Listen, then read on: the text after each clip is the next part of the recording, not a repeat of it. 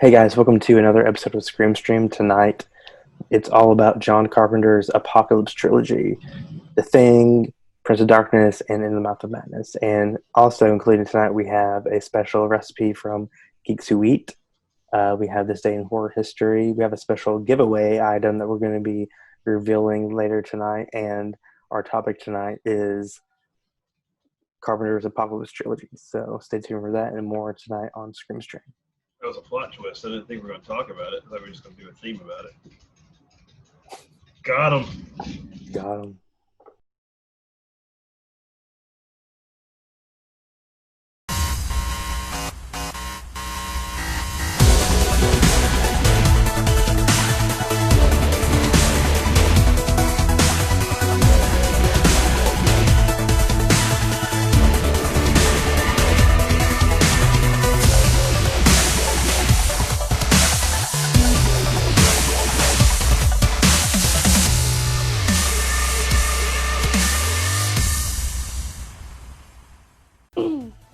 So, This Day in Horror History, 1973.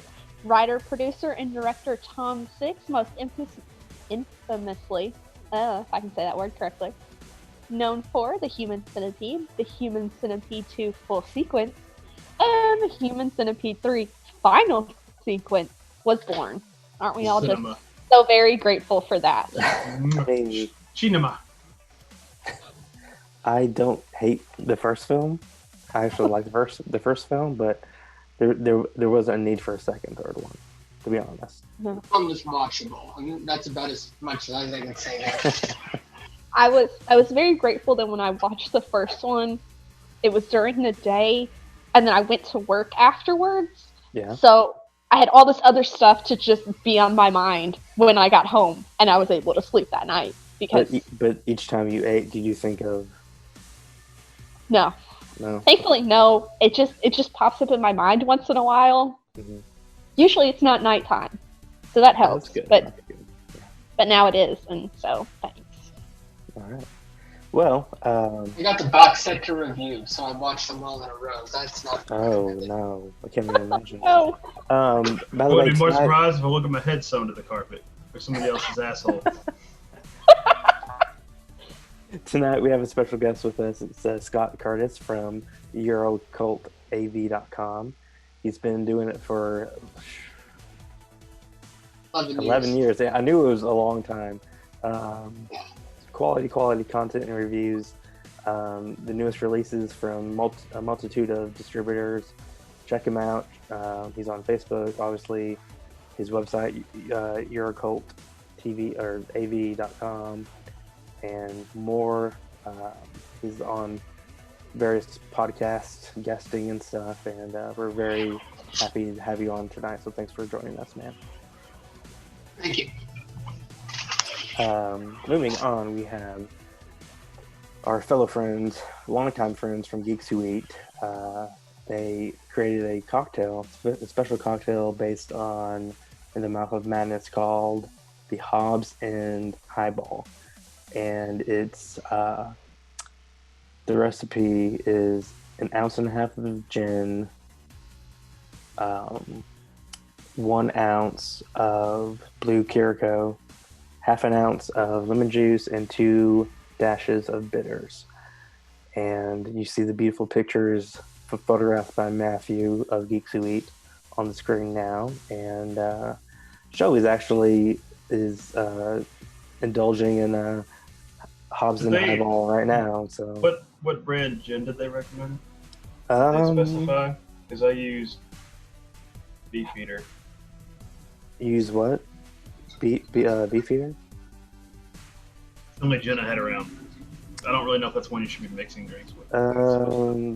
She doesn't specify what type of gin. So Well, I'm not a gin person. It's a little weird to me, but I'm sure they made it a lot better than I did because I suck at making anything that has more than one ingredient in it. So, in general. Yeah. so don't let Shelby make your drink. Oh no. And if you also want it from to be personal strong, experience, then, Oh, we have. you want we have- personal experience, don't let Patrick make your drink either. Yeah, don't let Patrick cook for you either because you'll wait Oh 8 my hours God. for a drink or a beverage or a meal. Or you'll be like me and you just never got your wine. It's fine. I'm over it. Fine. It's fine. I'm totally over it, but I'm holding a grudge. Me and Shelby actually, we went to a con a couple of years back, and we did a whole gauntlet of we created cocktails based on what you had in the kitchen. And maybe we'll get that out sometime soon, because we had like 2 good creations out of the 7 we did.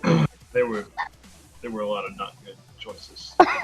but we used Surge and other stuff, so the fact alone that we had Surge and L8 was so. Yeah, we wasted like a case of Surge on experimental cocktails that weren't drinkable. But we still pounded because we're not going to waste Surge. We're not animals. No. It was like $20 to get, For 5 like cans. a 12-pack. Yeah, it was ridiculous. So wasn't going to waste that. I think now it's like $30 to get a 12-pack. Oh man. I don't know. I thought it would be the other way around. And then I realized that it wasn't really as good as I remember it being. It's battery acid. It's so good. It's so good. It's so good. I have never gone back, and there are people who signed my 8th grade yearbook about my obsession with Surge, and since then I have not touched it. So. Oh really? You need to you need to buy some and do a whole thing with it, because it's solid. It's still really good. I think Vault was a better reformulation. Oh, I don't know. Hot take. I don't know, dude. Hot take. The branding regrettable, but the flavor was there. Surge was a little bit too raw and unrefined. Vault had the right finishing flavor on it. Okay. But terrible name. Well, maybe we'll get to experiment with some Vault here in the future. So yeah, moving on, we have like we mentioned in the intro, we have a special giveaway. We're currently showing it on screen. This is the actual pin that we're going to be doing a giveaway on tonight. It's another In the Mouth of Madness item reference. It says Sutter Kane Fan Club, lifetime member, Hobbs End chapter. I don't see that on my pen. Oh my god, really? But yeah, that's what it looks like. PIN. Oh. It's a cool thing. This is my movie. Do what? Like the Canadian slasher. Right, the Canadian slasher. Yeah, this is my personal one, but the one that we will be giving away is packaged up in some plastic, nice and neat. It's actually Patrick's personal one we're going to steal from him. It's actually worth more because he's attached to it.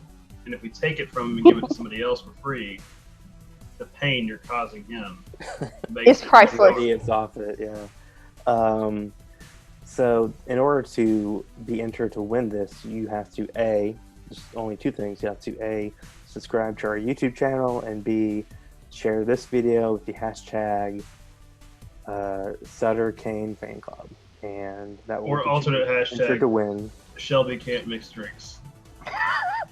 If you want to do that one, that would be fine as well. But That'll be hilarious. People need to know.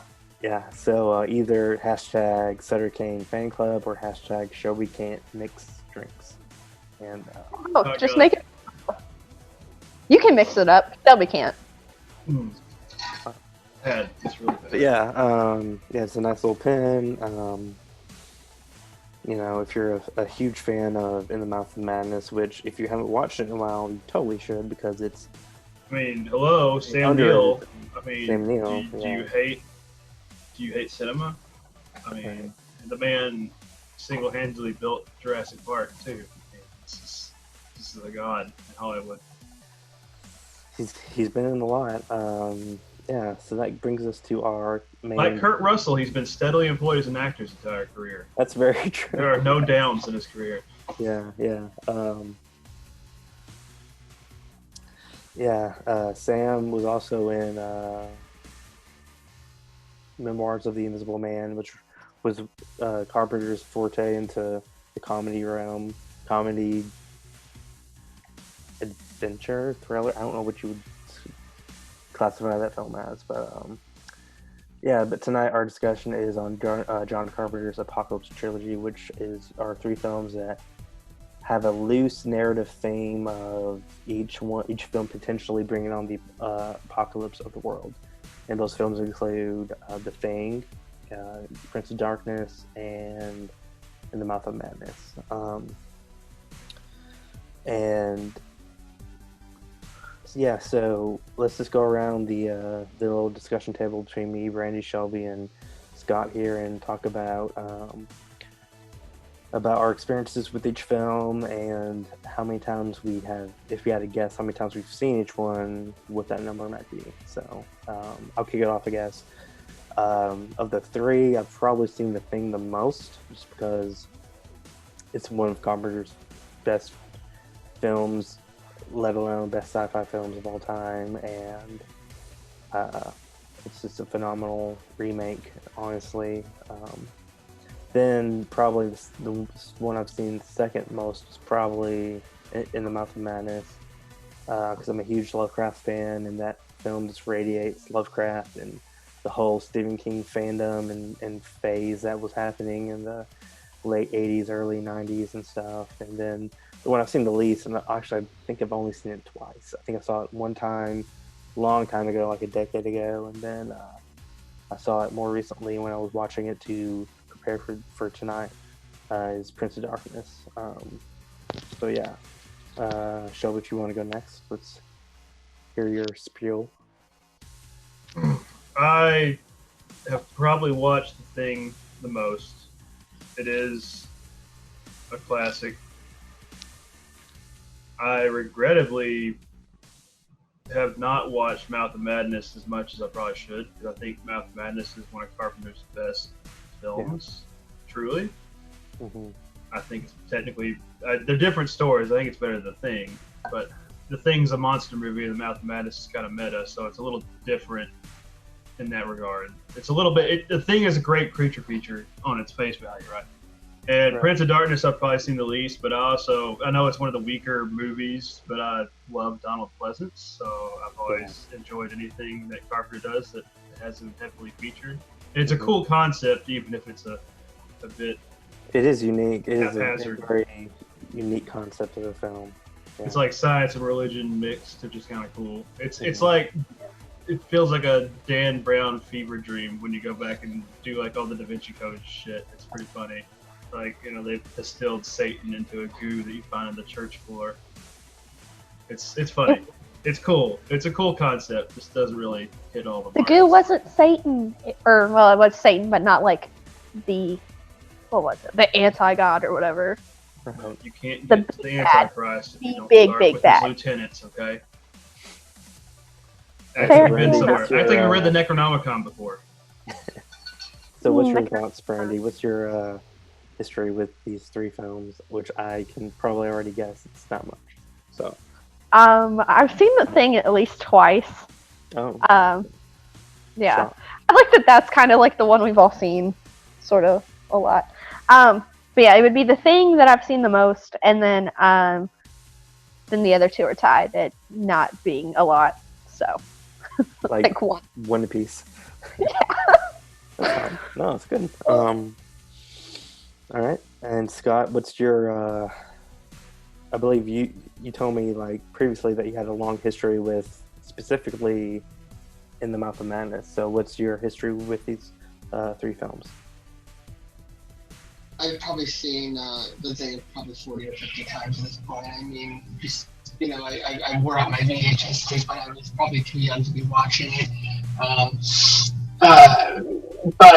And I doubt, Bright House Cable in South Florida is gonna, come out and my parents have, 25 years later. So my parents had one of those little big scrambler black boxes as a kid. So this was in the mid '90s. So around then, In the Mouth of Madness it was on pay-per-view all the time. And, it was a horror movie. Right. So I watched it probably 12, 13 times. Because it was, you're a kid, you have limitless free time, and it's John freaking Carpenter. Prince of Darkness, I've probably seen 4 or 5 times. movie. I do love the idea of a like a reanimator, a liquid Satan. And I've tried to turn that like a Ryan course on in the past, liquid Satan, but just can't quite do it.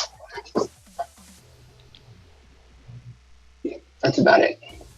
Although I gotta say, Alice Cooper is amazing in that. Right, he really is. Yeah. That is one of the most like jarring cameos, I think. I mean, Like it but really it's was not even out a of left cameo, field. it's I know, I mean, but like him now showing it was up. supposed to be a cameo, but like I believe John wanted him. He was on set to watch them do some effects and stuff, and then he ended up. It was going to be a cameo, and then it was kind of evolved. It feels like a It being the WrestleMania leader, event. It feels like he jumps in from the top of the lights onto the movie. That's what it feels like when he makes his first. And he did a song for this movie too. Yeah, he did. It was on one of his late '80s albums. I owned it at one point. I probably still do. I don't get rid of any. And this film was another film that Carpenter scored along with who was it? It was Alan. I can't think of his name, but it was another Carpenter composed film. Which I mean, it's become the norm for him at this point to compose his films and stuff. But yeah, so I guess kicking off the whole convo, we should go back to the very first film of this trilogy, which is The Thing, which was based on it's technically a remake of I believe it's a 1954 Howard Hawks film. Howard Hawks. Yeah. And which was one of Carpenter's favorite directors, was pretty cool. And it's based off the novella Who Goes There, and it's about this camp of this Arctic camp of researchers that are in Antarctica, and they discover this camp that has been this Norwegian camp that has been burnt and destroyed, basically. And then we discover that, slowly throughout the film, that this alien entity is attacking the people within the camp and taking on their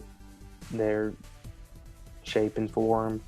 And, whether it be dogs or people, they're doing that. And stars Kurt Russell and Keith David and Wilford Brimley, who recently just passed away. And it's a phenomenal film. I love it. It's one of my favorite films of all time. It's a perfect example of man versus man. And to me, this whole Apocalypse trilogy is all about man versus something. And I believe this film strongly, has the man versus man aspect going on, because you don't know who's human. The Thing. Yeah, who's the Thing. When it pits everybody against each other, because they're it does. Yeah, out. And I think one of the best things about this film that plays in its favor is the fact that it plays on the isolation aspect, and that's one of my favorite, I guess, subgenre of horror films is like isolation when it's done right, like The Thing. They're obviously hundreds of miles from anything, and Kurt Russell does a phenomenal job as McGrady, and the ending, and honestly, the ending to all three of these films is left up to question and stuff. But without going into any other spoilers, let's get everyone's opinion on The Thing. So, Brandy, since I know you have a unique opinion on it. Let's hear your opinion on the thing. Oh no, I don't know why my opinion was unique. No. I liked it. I don't think I have as much of a hype for it as everybody else does. But I mean, I liked it, and it was interesting that it doesn't really tell you, like, stop it, how it travels. You don't know how it's infecting anybody, so you can't prepare a defense for it or anything. Mhm. And I was looking at little tidbits about, what the thing is, and it was talking about how whenever it takes over something, which is kind of a spoiler, I guess, but whatever, it can only copy, like, the physical aspects, like an Right. organic object. So, that, which they wouldn't have enough time, but that would be a way, I guess, to kind of figure out, like, who somebody is, or if they are or aren't the thing. But Well, I'm just not a fan of blood tests. I'll just say that. Don't ask me for a blood test. Right. Well, see, that's the more, like, personal route, I guess. If you have to do the blood test, but but yeah, I mean, you could just just have some hoop earrings in. We're all good. I'm definitely me. Definitely you. That's right. All right, Scott. So, what's your thoughts on the thing? I mean, like I said, I've seen this movie probably around 40 times at this point. So, I mean, I love it. I mean, I watch it.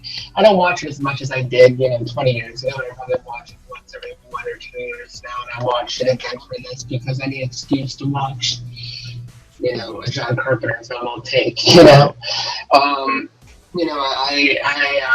love, when this is one of those films, where I got into it for monster effects and the splatter, and then, as you watch it, it becomes more about the performances and the atmosphere and the sense of paranoia and isolation, and, so it's one of those things, you can watch it 40 or 50 times, and then you just go from one aspect to another. Yeah. And like I mean, obviously, one of the best scenes in the film is the blood test scene, but also one of my favorite scenes is when they have the rope out with Kurt Russell attached to it, and they haul it back in, and he's not attached and stuff. That's always been one that I've always really liked. Yeah, so Shelby, let's round off this discussion of the thing with your thoughts, opinions, and stuff. Well, I like it. It feels almost like it belongs in really, the basis of it is essentially an alien. Is what the thing is. Yeah. But it really feels like it's a continuation spiritually of what Alien and Aliens were.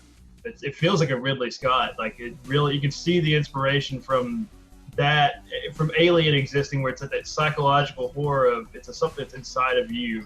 It's taken over somebody else.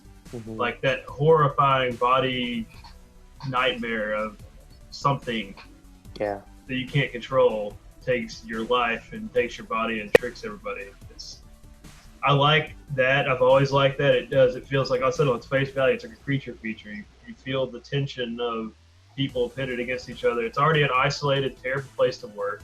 Everybody's already at each other's throats because they've been stuck there for months on end without being replaced.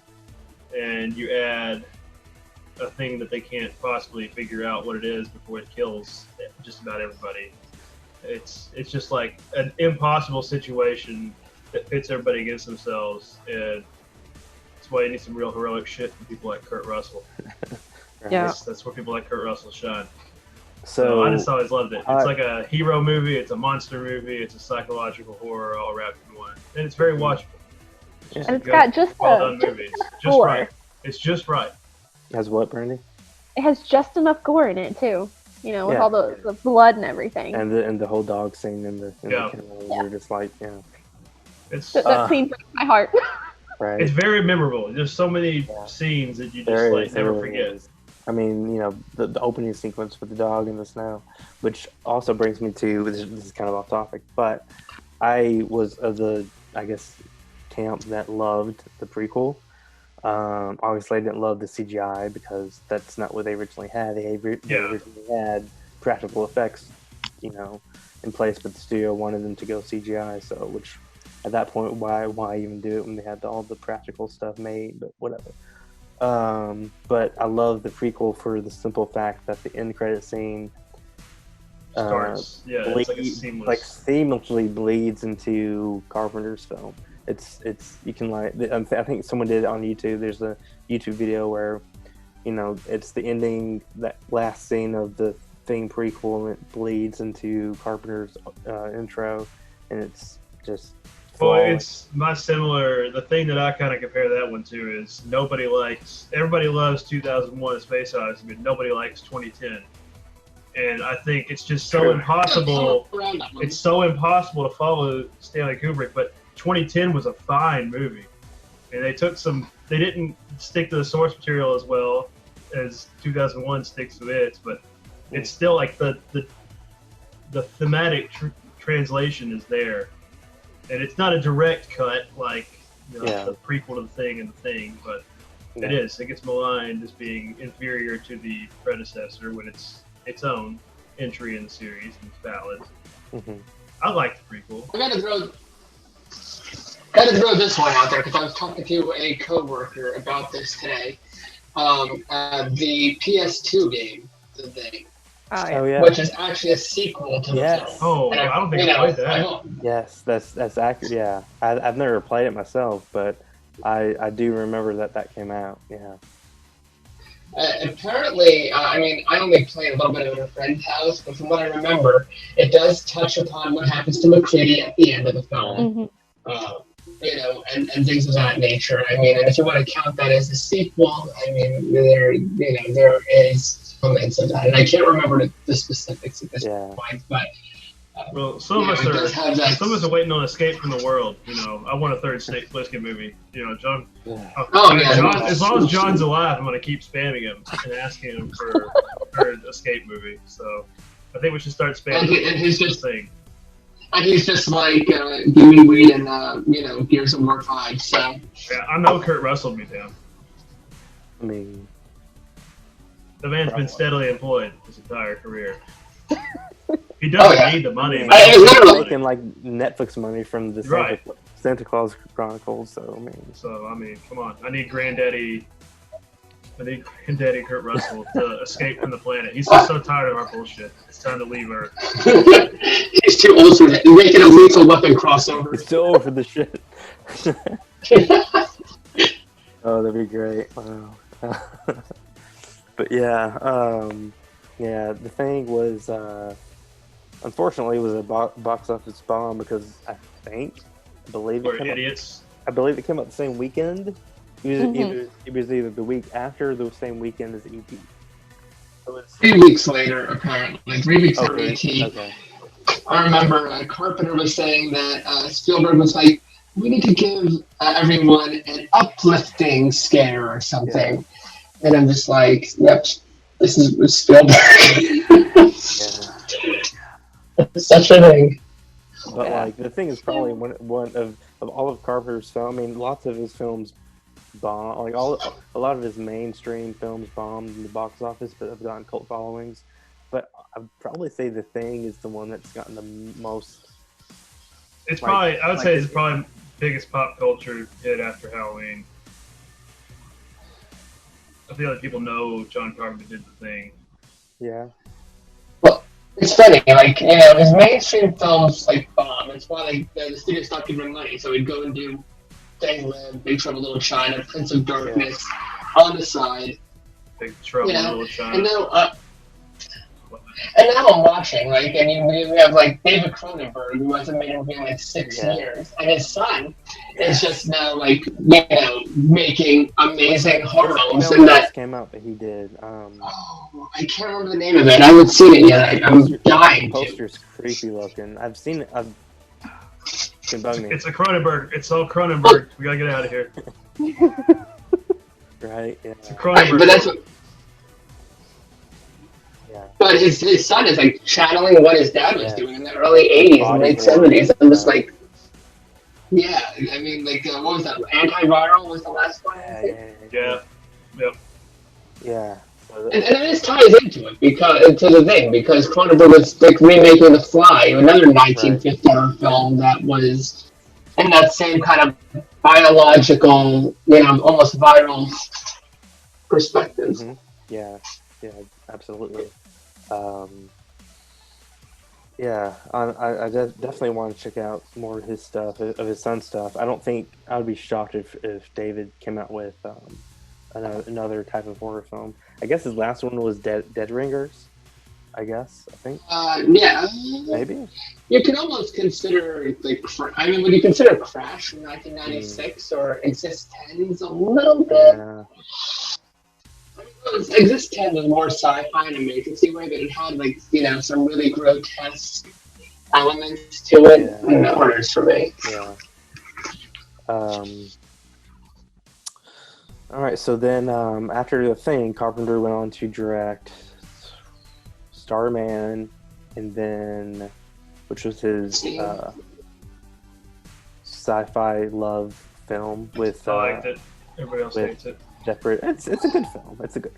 No, it's good. It's good. It's solid. And then he did Big Trouble in Little China, and then Also love it, but I'm a Kurt Russell sucker. and then that bombed as far as like a studio performance. I think they shot it for 25 or 30K, and then it brought in 11K or 11 million rather. Sorry, and and then he decided he wanted his next film. He wanted to do it independently, and which brings us to, as Scott mentioned earlier, Alice Cooper's manager, I think, was a producer on it, and he that's how they got connected and stuff. And at the time, John was really interested in like quantum physics and the antimatter particles and stuff, and he wanted to bring that. He wanted to make a different type of horror film, and so he did. He wanted to combine like science and church, which are two things that typically don't mesh.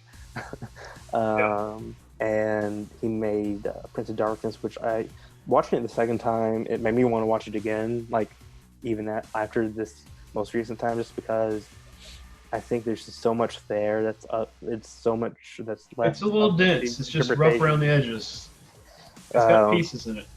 There's lots of. I mean, we have those sequences where it's like future,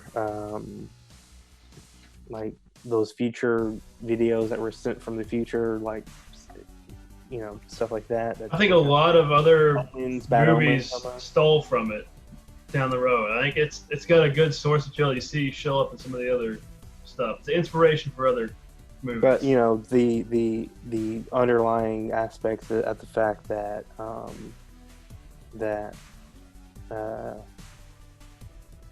they portray so basically just like good light and anti-light or whatever, or that they basically portray that as like the antimatter or whatever is the devil, or the anti-god matter is the devil, and he's not really a personification like the devil that we typically see like in legend or whatever and stuff, and it's more chaotic evil, negative universal evil matter that can affect and stuff, and that's what this film does. And again, I honestly want to rewatch this again, probably sooner than later, because it's been such a long time since I've watched it, and I feel like I need to watch it again since this most recent time that I've seen it.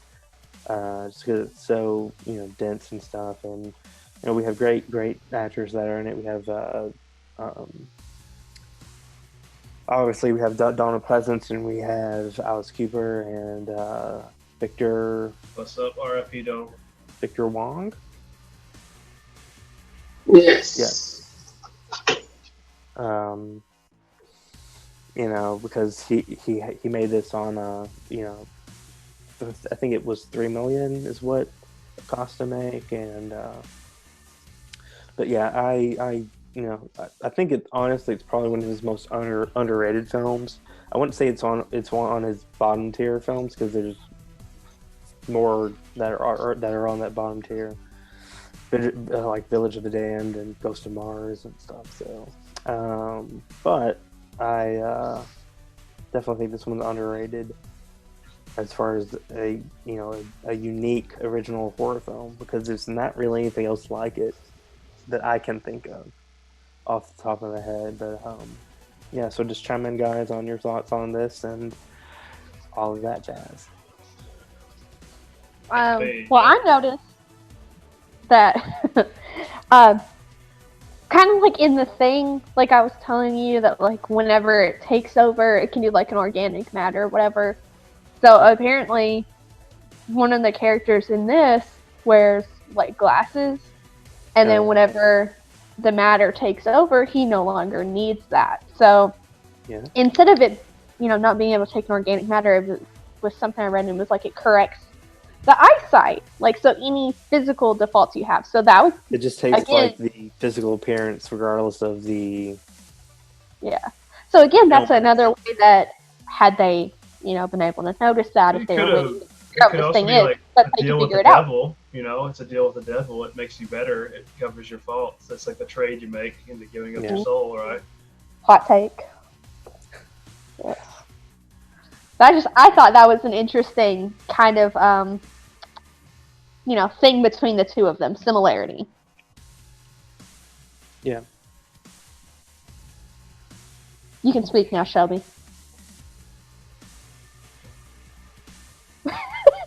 I mean, I think,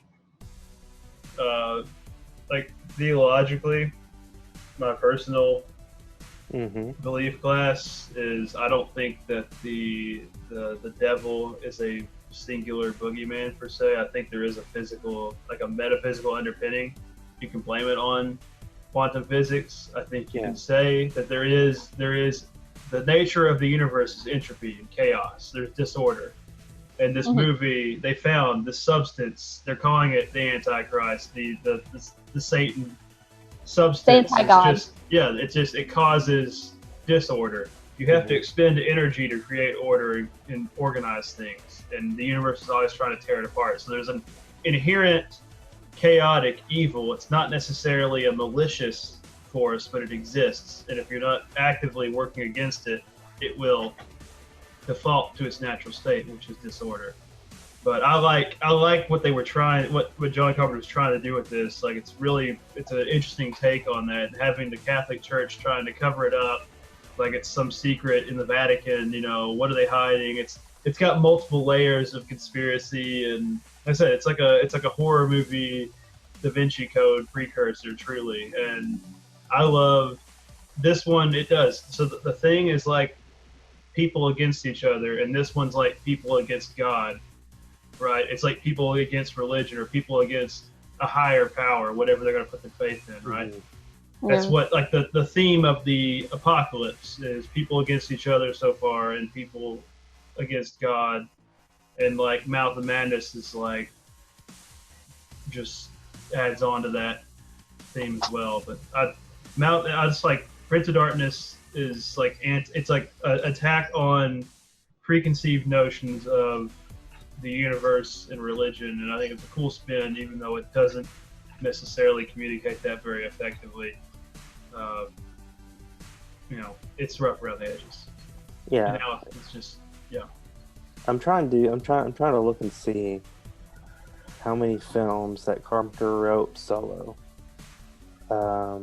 He wrote this one under a pseudonym, and he wrote They Live under one as well. Scott, do you happen to know? No, I actually don't. I recognize when a pseudonym pop up on the screen, but I don't recall like how many he's done on his own. Right. Psalm Precinct 13 is one he wrote by himself, evidently. But yeah, it's super interesting. So Scott, what are your thoughts on Prince of Darkness? This is I don't want to be a bit of a downer, but I was watching this. My wife's in her baby was her first time seeing it, right? Yeah.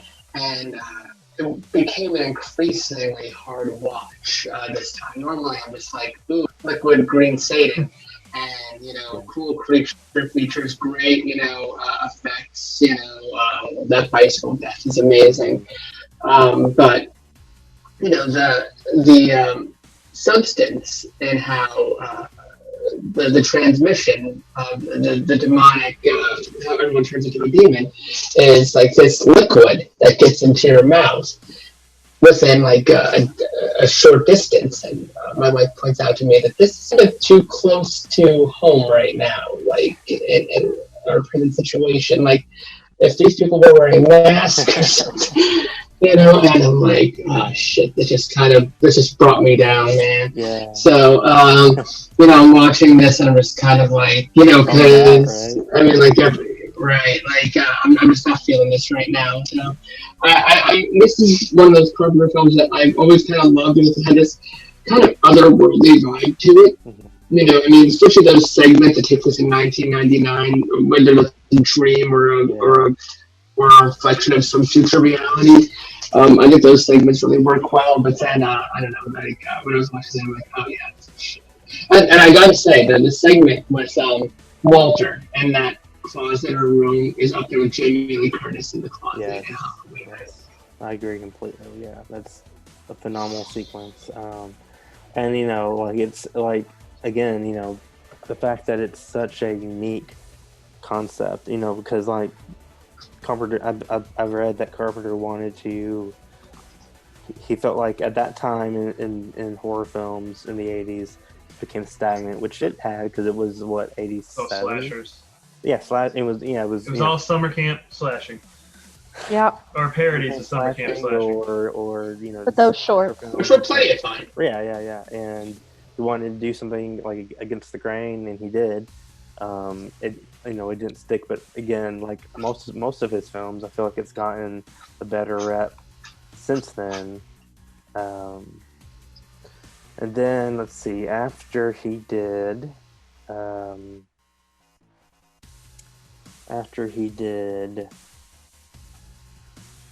Prince of Darkness, he did They Live, Memoirs of an Invisible Man, and then he did in 2004 he did In the Mouth of Madness, which was written by Michael De Luca, starred Sam Neill, Julie Carmen, David Warner, which is popping up in all kinds of horror films in the early 90s.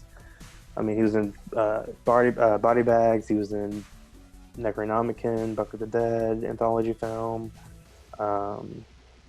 and who was it?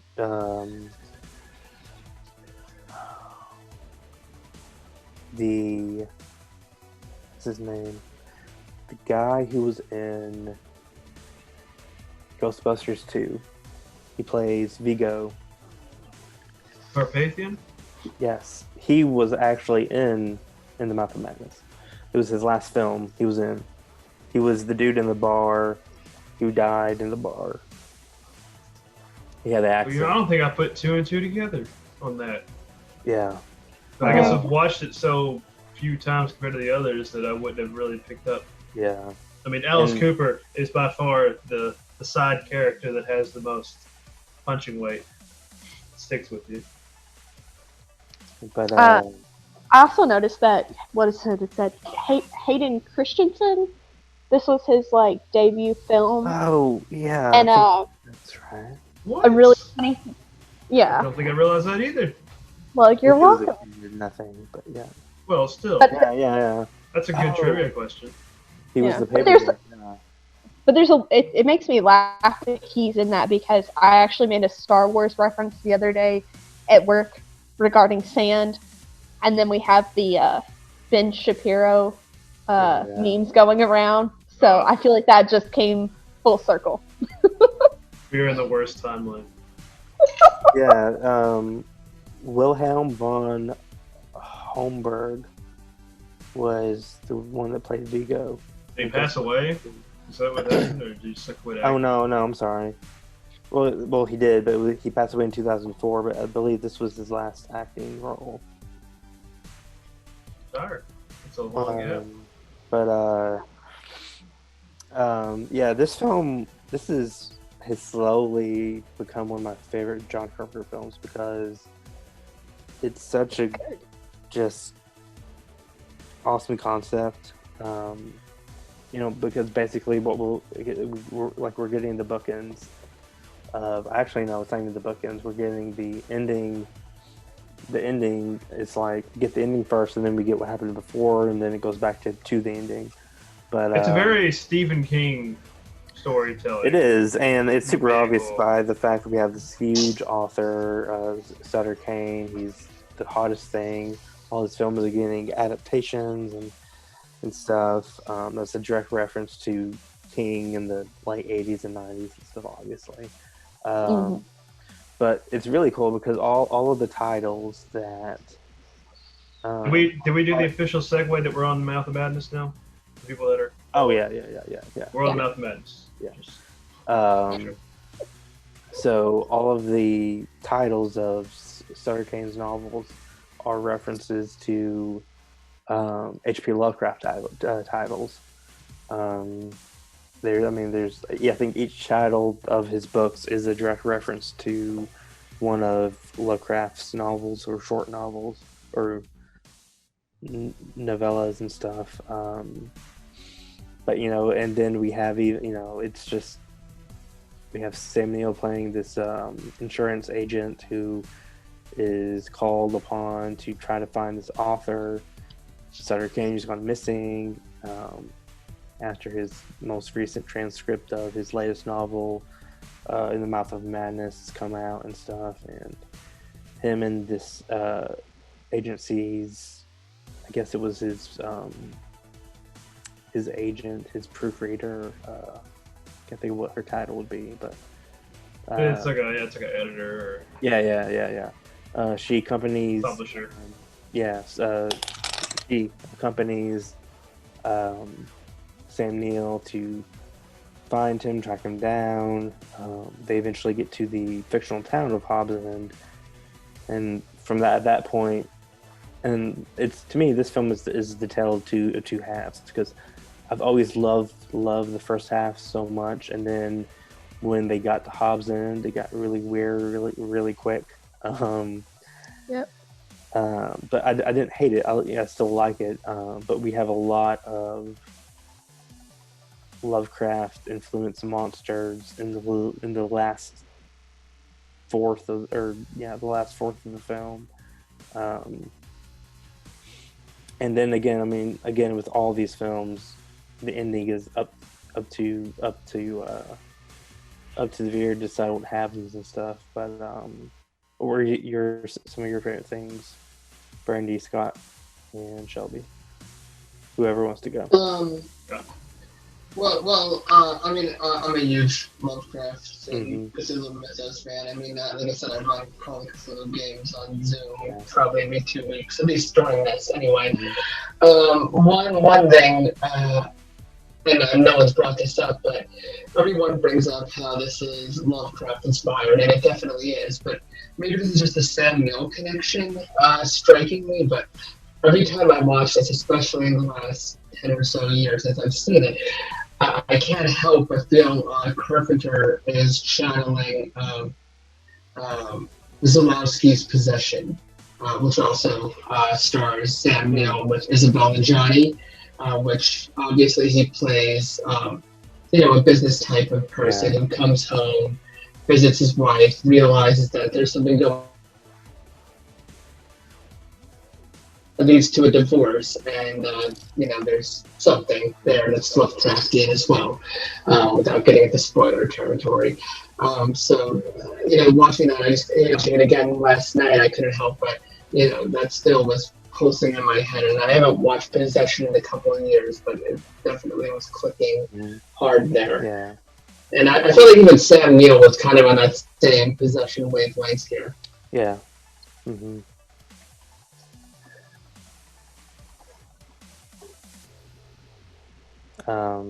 Shelby? Well, I mean, that's it. I mean, yeah. aside from that, I just want to say I just love the movie in general. That's Great atmosphere. I love Yeah, that it's observation because I didn't really put those two Oh. together, and yeah, that's totally like a Sam Neill undercurrent in there. But I've always liked this movie because I love how it's almost a parody of Stephen King. Yeah. Because Stephen King always writes himself into these stories that he makes, so it's kind of funny that they made like an analog Stephen King. And I love how it happens in New Hampshire instead of Maine, which is very close to New Hampshire, but it's not New Hampshire. You know, it's just like the perfect parody, like Bizarro World version of Stephen King story. It was. I just like that it's a. This one seems to be like the thing is people against people, and then Prince of Darkness is people against God, and this one's like people versus reality because there's like all this multi-dimensional, even like media, like like what are you being told, and what is actually reality? Like what is reality? What is fiction? And I think that is something that truly, the greatest horror story we're living in is people that can't determine reality from fiction, and which one of those sides gets to dictate how your life is run. And that's very Orwellian. That is just something that exists throughout written stories. I mean, that goes back to our oldest human stories. Like, what is reality? What is fiction? Plato's The Cave. I mean, what is this? What is real? What is not? And if people believe something is what it is, does it become reality? Like if the monsters didn't exist until people believed they would exist, and then they would show up. And it's just like they take the king, you know, the multi-dimensional monsters and the shine, and like it's such a good meta story. And I don't think Carpenter gets enough credit for it, honestly. I don't think anybody gets enough credit for that. That's a great story. I would say if Stephen King's name was on it, it'd probably be more popular than it is. Unfortunately, I think people would pay more attention to it. I think it's one of the greatest movies he made, and I don't watch it enough. Regrettably, it's just not as I don't kind of depressing. So I don't like to watch it a lot because it's like, damn, that's too real. You know, I prefer Halloween 3 versus you know, that's just more fun for me. But it's just like that's that underpinning of what is reality and what is your reality. And are those two different things? And for a lot of people, unfortunately, it is. And yeah, perception is reality. Yeah. Mm-hmm. So, Brandy, what are your thoughts on In the Mouth? I have to say, out of the three, this one was definitely my favorite. Yeah, because I did like how real it felt. Like it didn't feel like the other two, there was some other creature, and this one isn't like that. Okay. So I kind of enjoyed it. It felt more surreal. Yeah. There wasn't one boogeyman. That's true. It is kind of like everybody was kind of there. They are the boogeyman. Yeah, it's like Silent Hill or something. You just keep discovering, you keep solving the mystery, and it gets worse and worse, and you wish you never started. Yeah. Right. If they just stayed and just let this guy, you know, disappear. That's what happens when nothing bad would have happened. You pull on that thread, you know, and everything just unravels. And it gets worse. That's Lovecraftian too. Is like, you know, when you start picking at the corners of the wallpaper in the attic apartment, you're gonna find the witch that's killing all the babies. You know, it's like, just don't look at it, man. Just don't investigate it. Just let it happen. You know, just don't ask. Don't ask, don't tell. It's just the multidimensional monsters. Just let them do their thing. They won't bother you. Right. If you don't believe in them, they won't hurt you.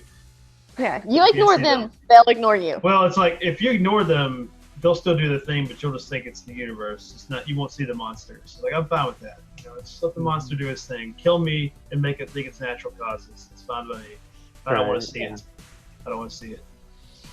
Please, dear God, don't let me see it. Well, yeah, I think. I mean, I think overall, this little. It's. I mean. I guess I can't recall if Carpenter's ever I don't know where this distinction of this apocalypse trilogy has come from. I don't know if it was something he like designated or if people just did it based on the common theme of all three of these films. I'll be honest, until you Resonate. mentioned that, like until we started this discussion, Yeah. I didn't really lump all three of them into the same. Well, It makes sense after the fact thematically, but it's like I never really put them together. And it's always been, I mean, as long as I've been a Carpenter fan, it's always been a thing that's been there. It's like his Apocalypse trilogy, but I don't know if it's something that he is self-designated or if it's just that, if it's just the thematic, parts of these films. The Apocalypse trilogy is Escape from New York, Escape from LA, and Escape from the world, from Earth. From Earth. So it's yet to be finished, in my opinion. I would like to know if he intentionally did this, and what happens if he makes another one? Are we going to consider it into the trilogy, and it's going to just be like a series, I guess? Well, me and Scott talked about this today, and we I don't think that I would be shocked, utterly shocked if we got another film by Carpenter. I mean, I don't expect but I mean, just hypothetically. Right. But because his before The Ward, which came out in 2010, the last film he came out with was 2001: Ghost of Mars, and I mean, he did 2 episodes of Masters of Horror, between those 2 films, but like I mentioned to him today, I feel like he's content with composing his music, going on tour with his son and his godson, and I know enough people that know him. I think he's just happy with just chilling, because if you ever listen to an interview, about him making films, it's always draining and taxing. Well, and I think losing Deborah Hill hurt. I think that hurt him a lot. Emotionally, just not having that, because they did so much together. They did, obviously, I think she helped withstand a lot of the emotional drain that production, and he was prolific. I mean, he's thrown out more stuff. He's a Stephen King of movies. He's just literally thrown everything against the wall, and so much of it stuck. It's just incredible. And and it's not like he's not active in the film world, because obviously he was, he helped out with the new Halloween film. He composed the film with his son and his godson, and I think he's composing the second one. There's talks of Blumhouse doing a remake of The Thing, because they want to incorporate the newly found pages of Who Goes There that were discovered last year or the year before, I think, that were supposed to be of the same novella that weren't included in the published version. So we'll see, but I like Blumhouse being in custody of that IP. I think Blumhouse is a good production. Yeah, I don't know. I go back and forth on my opinion on the latest Halloween film. I went when I saw it in theaters, I was like, oh, this is so good. The second viewing, I didn't have the best opinion of it.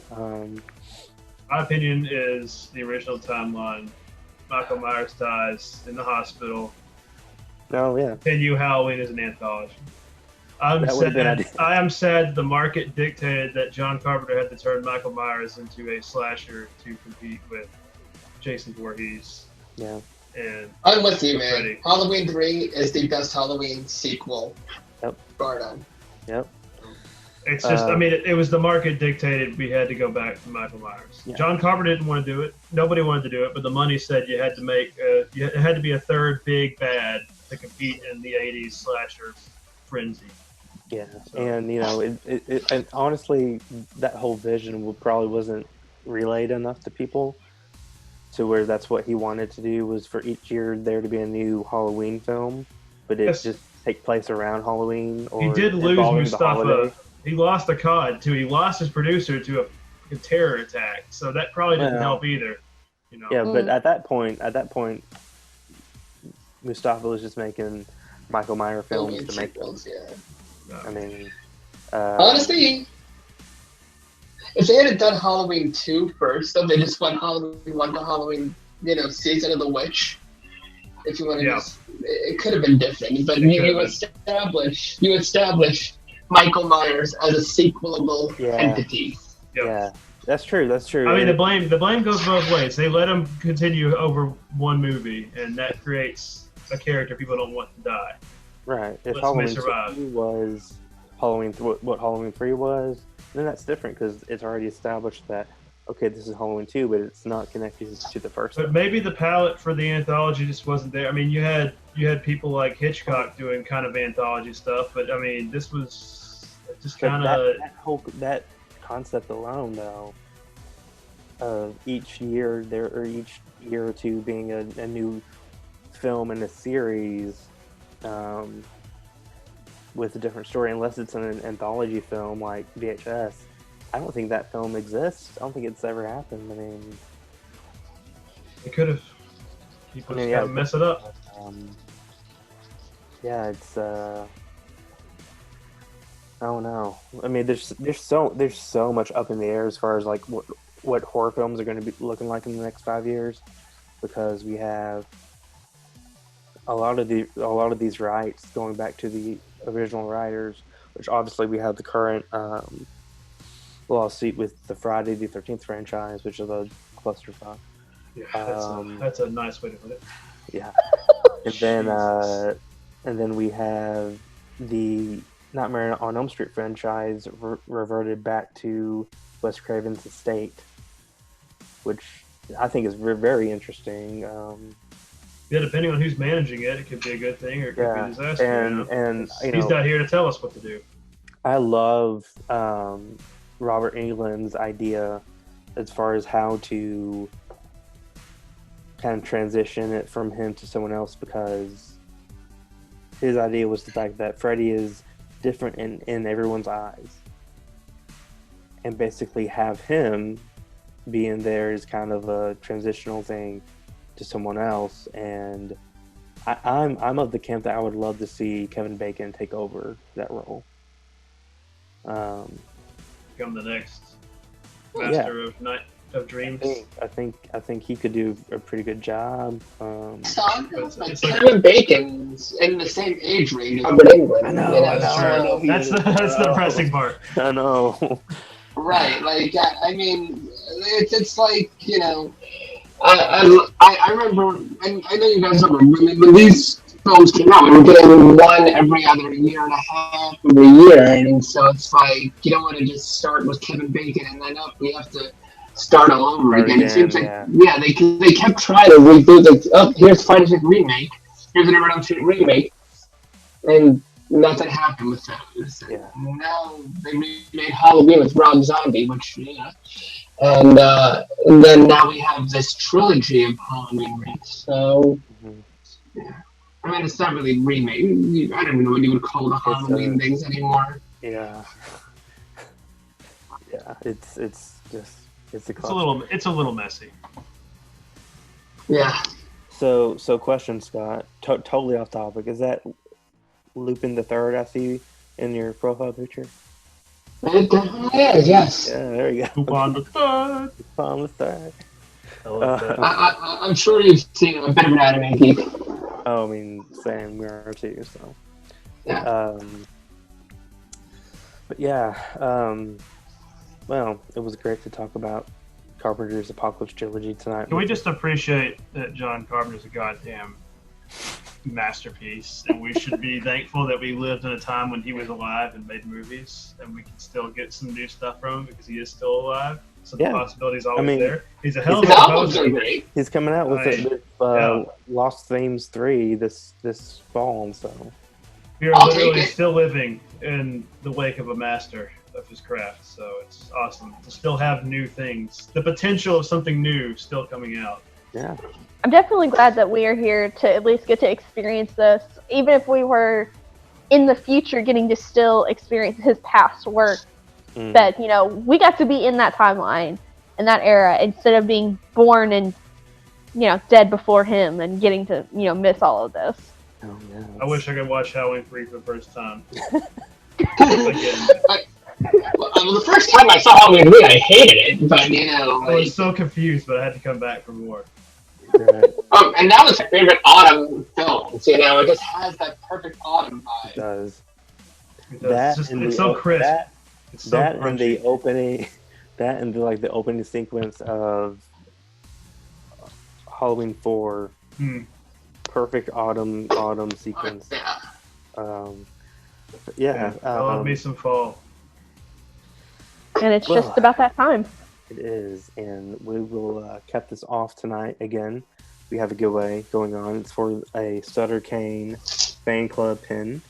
Lifetime member Hobbs in chapter.